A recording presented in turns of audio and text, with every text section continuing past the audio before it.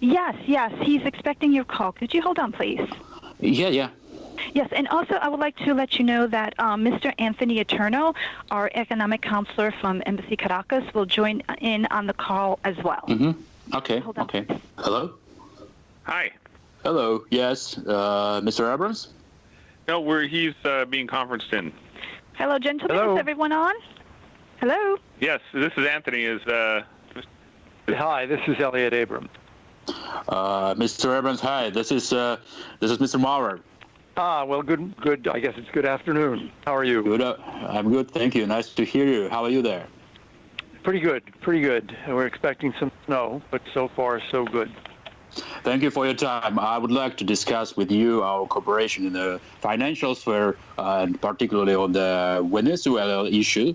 And I think we could be, we can help each other, and we have, and especially with things happened recently in Venezuela. Yes.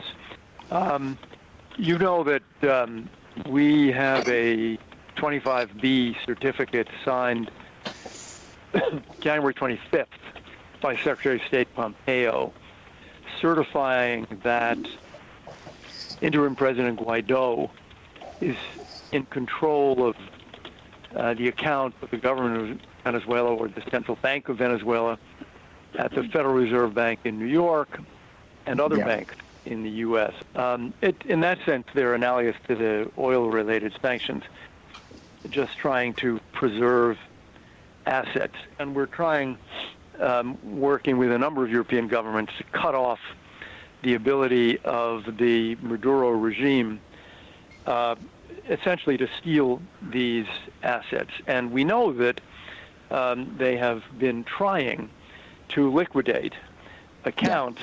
We're talking in total of billions of dollars of assets, and transfer them to places where they will have control, and where much of it, I think, will disappear.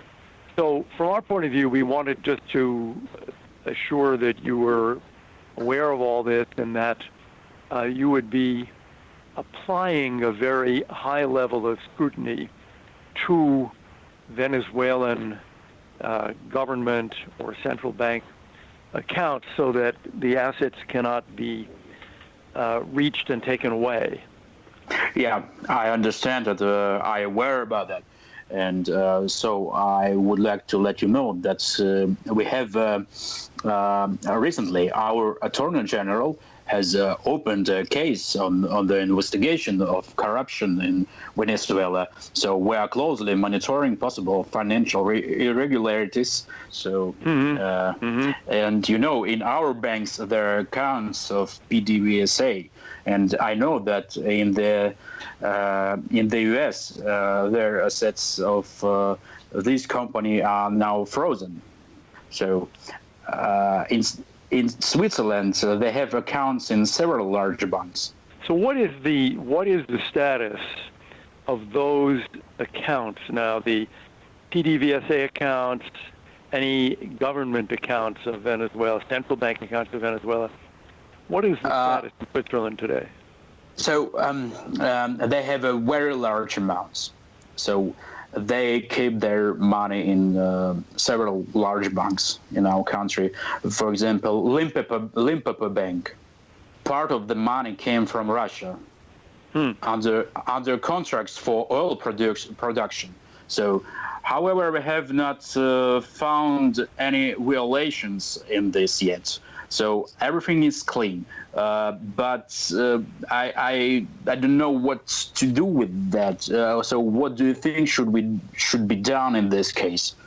So I think everything should be frozen, absolutely frozen, because just to make sure that they stay where they are. So that's our view. I have the same opinion, but you know, we need to have serious ground to do that. So I know that Russia has invested billions in the Maduro regime, so especially in the oil and gas sector. So that's a problem, because we have some pressure. Yes, no doubt. We have now, I think the number is 52 governments, including 24 of the 28 in the EU, that recognized Guaido as the legitimate president of Venezuela. I don't know what the Swiss government has done or if it has made any statement in this respect, but from our viewpoint and that of 50 other governments, the Maduro regime at this point is an illegitimate regime, and it has no right to dispose of or to move those assets. And there is the risk for any Swiss bank that hands those assets over, there is the risk of future litigation from the future legitimate government of Venezuela, that the bank allowed those assets to be, in essence, stolen. Yeah. So yes, we can do the same, and we can freeze assets, but we don't know on which ground. Maybe you can tell us. And there is another point. We know that Mr. Guaido took the power of the president until February 23. So after 23, they'll be over, as I know. And if we recognize him... Right, let me interrupt to say that is not... that's a very interesting question, actually, which we also asked. And the National Assembly, which all of these Western governments recognize as the only legitimate elected body in Venezuela, has actually passed a resolution saying that the 30 days will not begin until Maduro is out, and has stated that Guaido would remain the interim president. We can get you a copy of that resolution on the part of the Venezuelan National Assembly. That's Anthony, can you take note of that? Yep, just did. Good. Okay. Good. Yeah, and just wanted to add one small thing, and this also comes without litigation. It also comes with high reputational risk for banks when they're dealing with the Maduro regime. Just want to throw that out there. Okay, I understand it. What would you see what we've done, I mean, with the official notice to the Fed in New York and other American banks.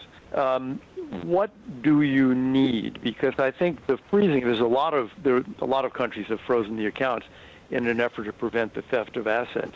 Well, maybe something like a statement of the President Trump, maybe about that. Maybe his statement and will help us. We can do that, and we can also get you the actual the 25B notice to the Fed, the New York Fed. Okay. Yeah. Okay. And I worry. What I worry about. So if Mr. Guaido will lose the war with Maduro, and we could look like fools. I don't think so. I mean, I guess what I'd say is this: there are a number of governments that have not yet made this decision. In the Organization of American States, for example, we have not yet done the credentials fight that we will do. Same in the UN. But what certainly I would say the Swiss government can take note of is that this is a dispute, with most Western governments having taken a side in this dispute.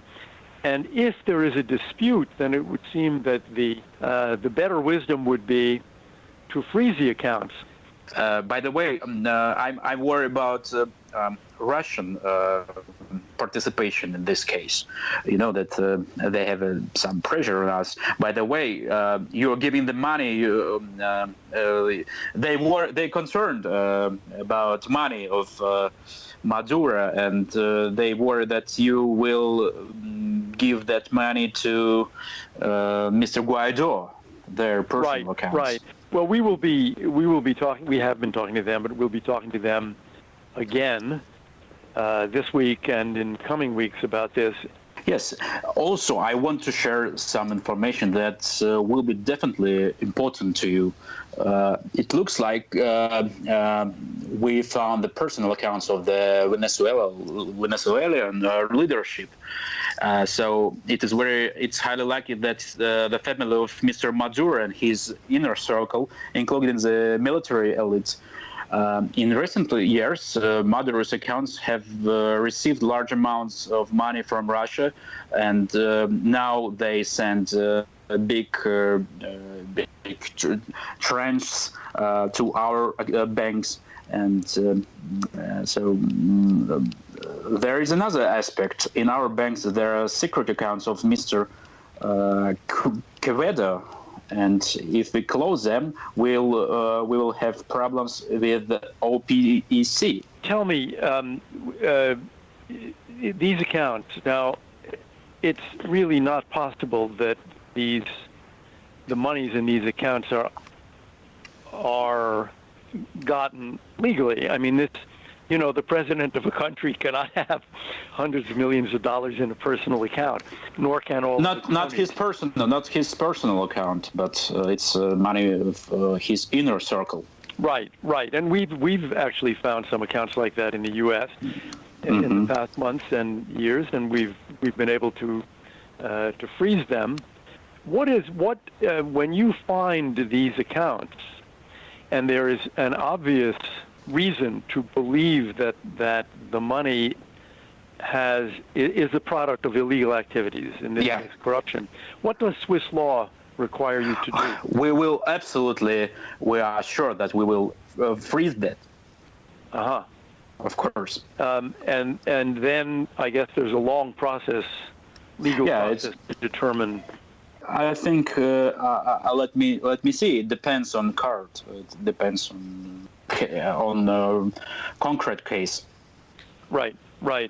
But for those accounts that you have mentioned, that you've identified as members of the inner circle, you are going to freeze those. Yes, if we will find the real reason. Okay. Yeah, but if you will provide us all data, so we will freeze and. Okay. What does that mean when you say what kind of information do you want? I mean, it's if that money were created by crime or with another information. I mean. Yeah. I mean, it's kind of obvious in this sense. If you are a public servant in Venezuela, there's no possible legal way that you could have acquired these amounts of money. Anyway, we will get on this as well. What is the best way to be in contact with you? Is it email? What?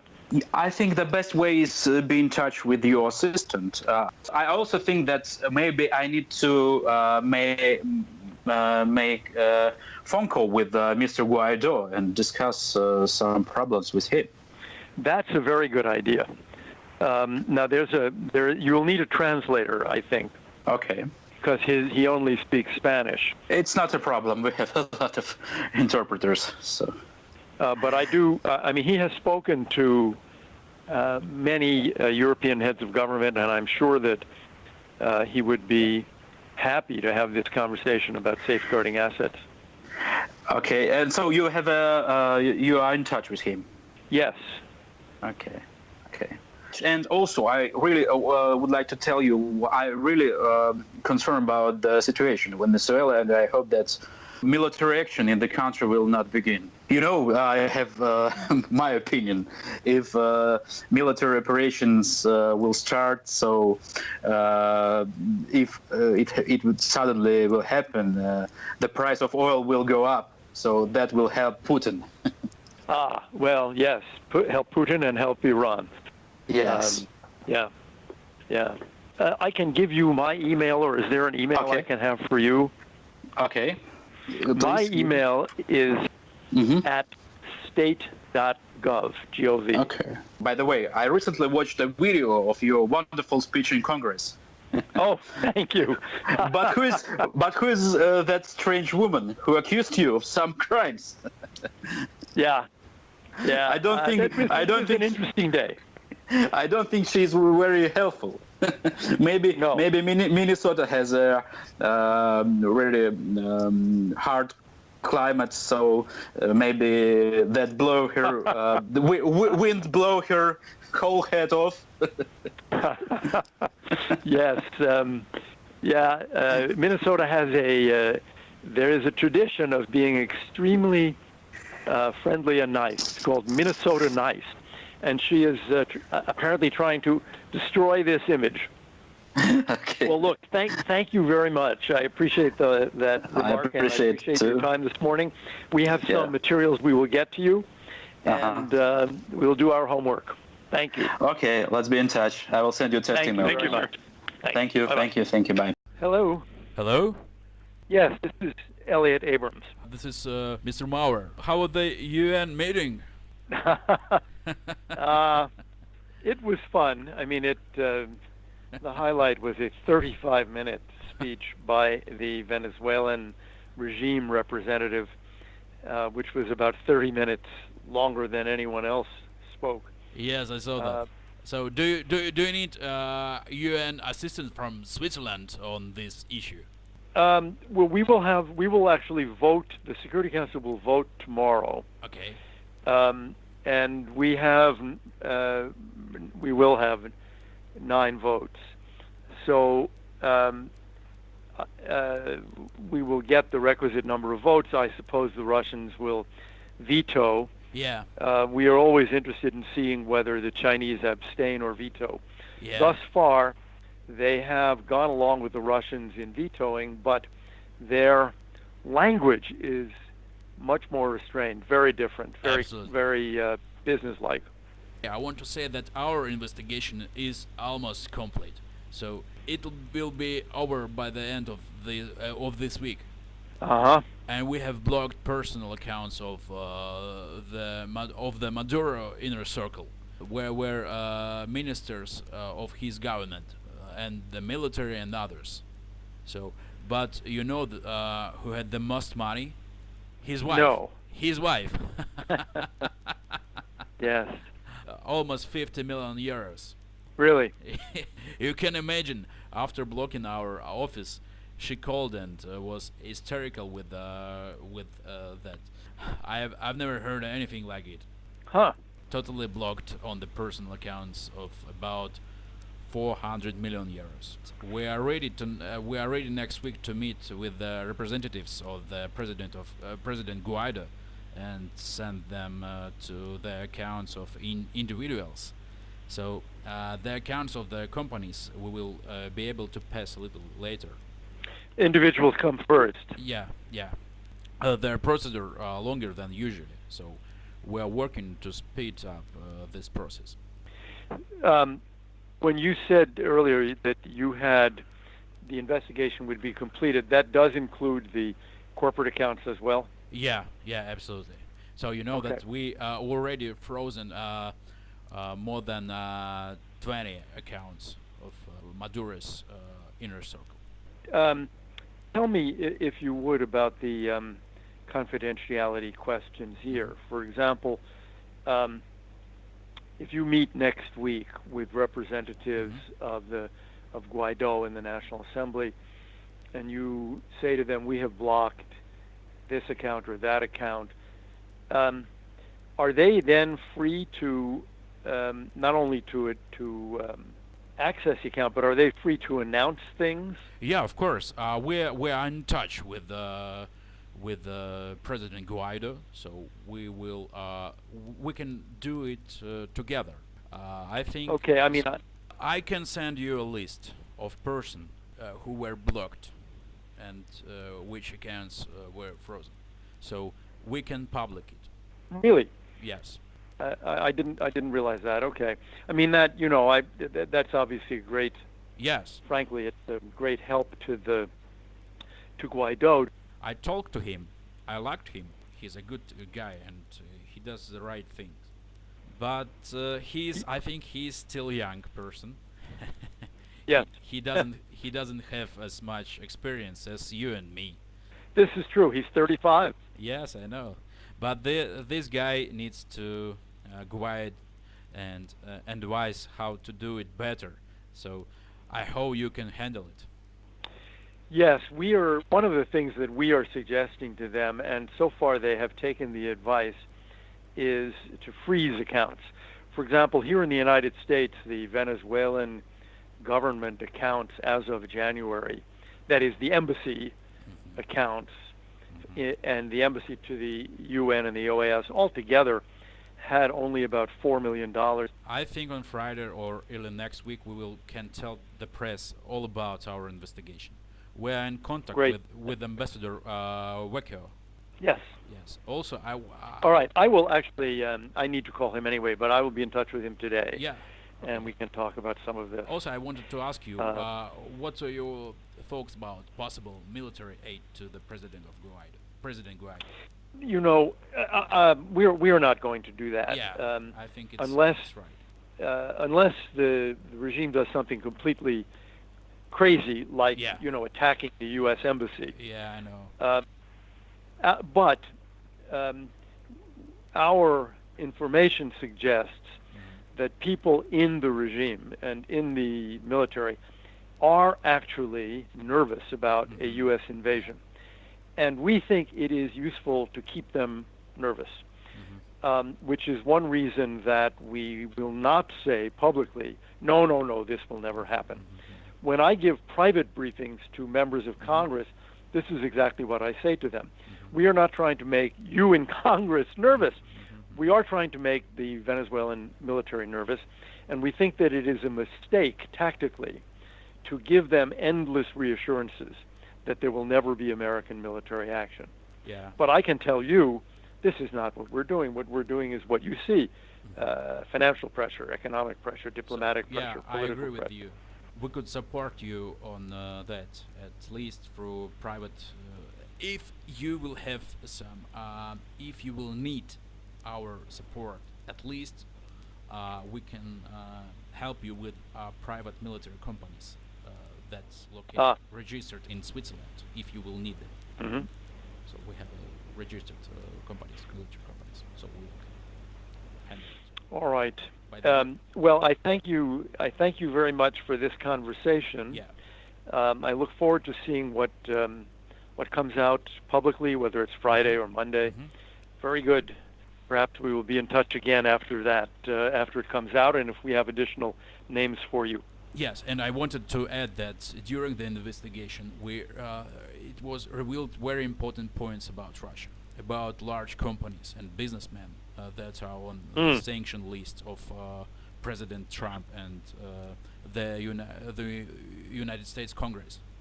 Also, there were also large businessmen from Putin's claim. We're very interested in these people. Sechin is another one we're very interested in. You know the guy from Rosneft. Yes, of course, Mr. Sechin. Yes. Yes. So thank you for this conversation. Let's be in touch, and could you send me all details? Yes, very good. Okay, perfect. Thank you.